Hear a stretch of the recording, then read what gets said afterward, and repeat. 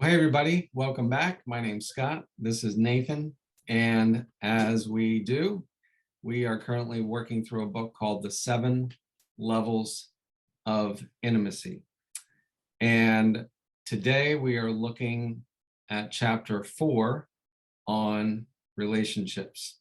And I really like this guy, Nathan. I'm listening to it as I always do on audiobooks, and I know you've known of him for a while. He reads the audiobook, which I always appreciate that when the author reads okay. it. I didn't know that. So he's from Australia, right? Yeah. He's got his Aussie accent going. Man, I just feel like this is a good combination for me of biblical principles in a very practical way about relationships. Mm-hmm. I'm finding it motivating and convicting at the same time. So Good. what are your thoughts? I agree. I mean, it's relevant.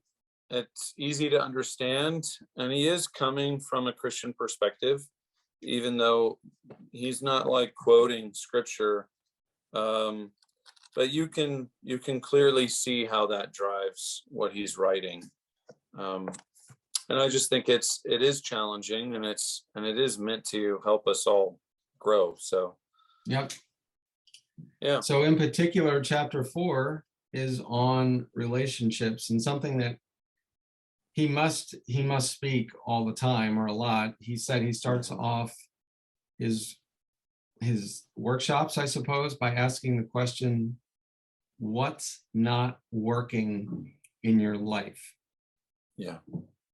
And for most people, while they might say they're struggling with their job, or they might say they need to be more disciplined, let's say in their exercise or eating, relationships are always going to come to the top.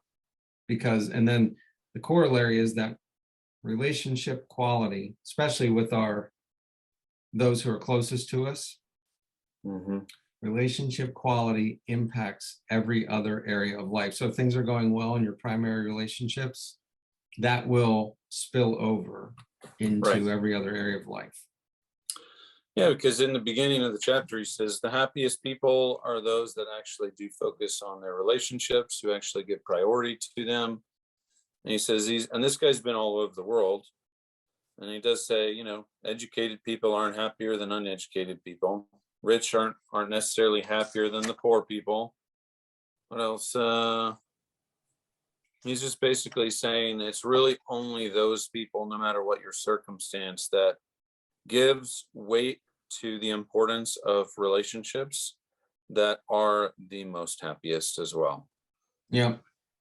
So like you said, he gives some great questions to really start pointing out foundation of primary relationships. He says secondary. I wouldn't necessarily just have those two categories, but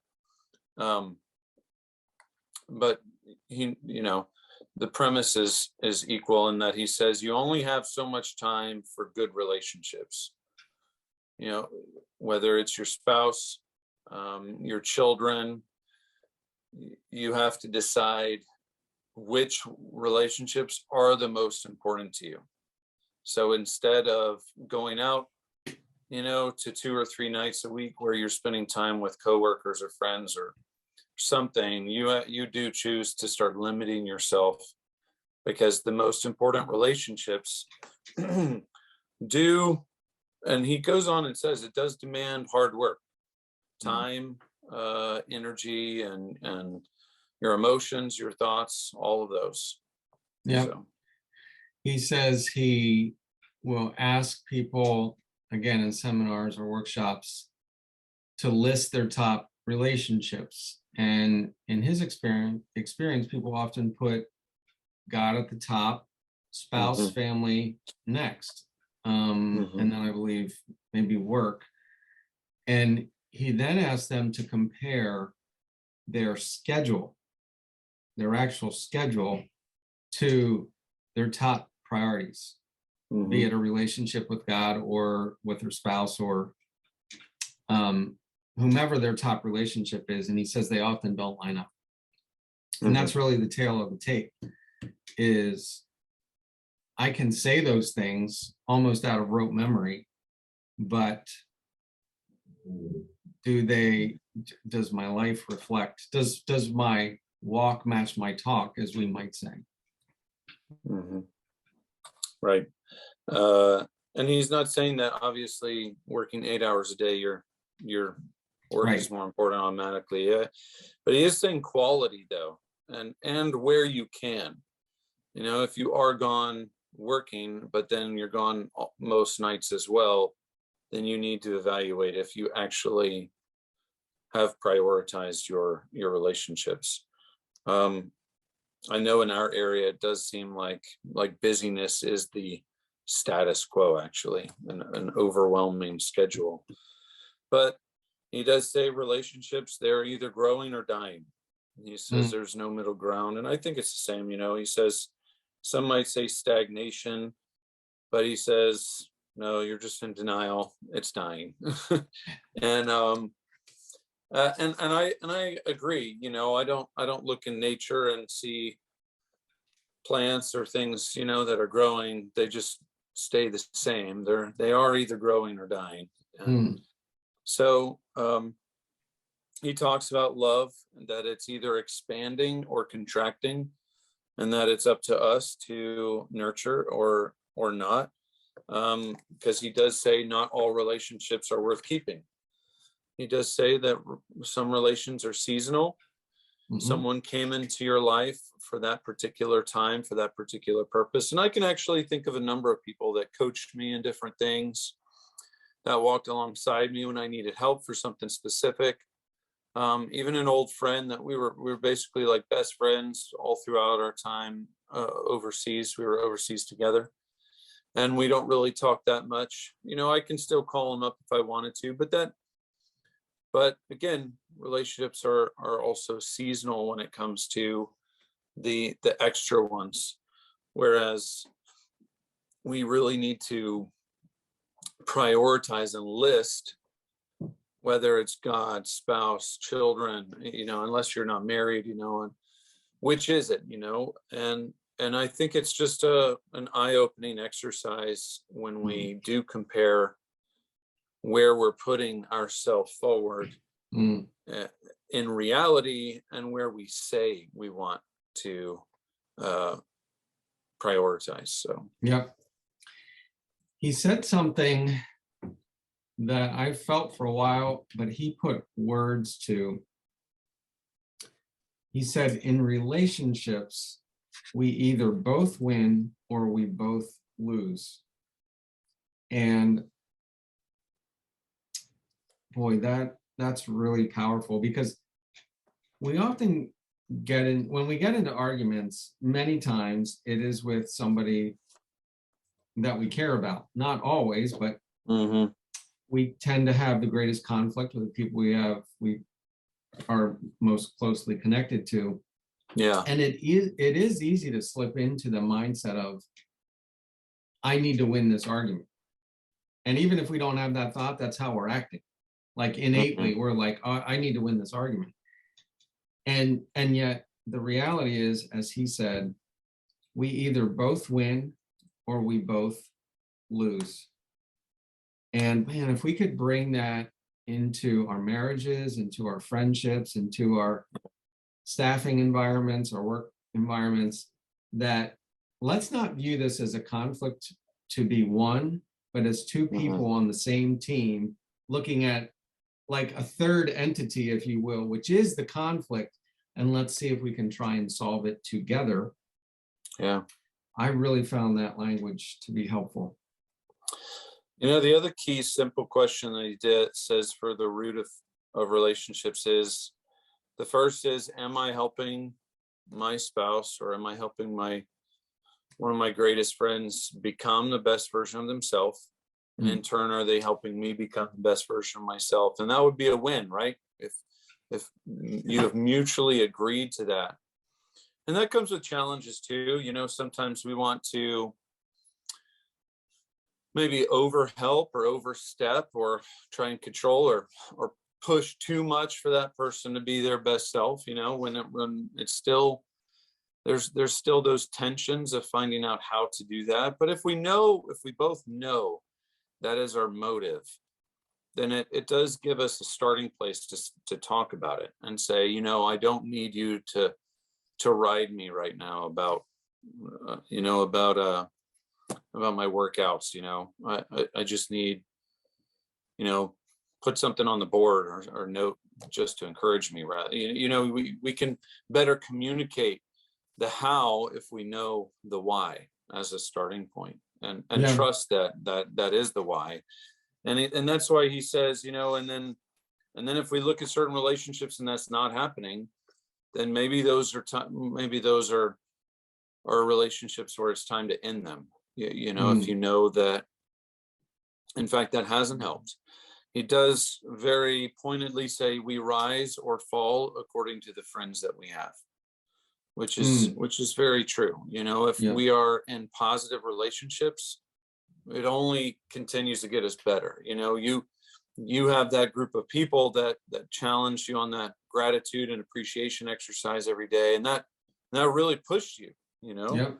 Yep. Whereas people who go out and they're just, they're falling down on the wayside in terms of just feeling like they're defeated or feeling like they've, become, their identity has become a victim, over and over again at work or wherever else, or a group of friends that constantly joke about how bad their wives are or something like that. It does become rooted.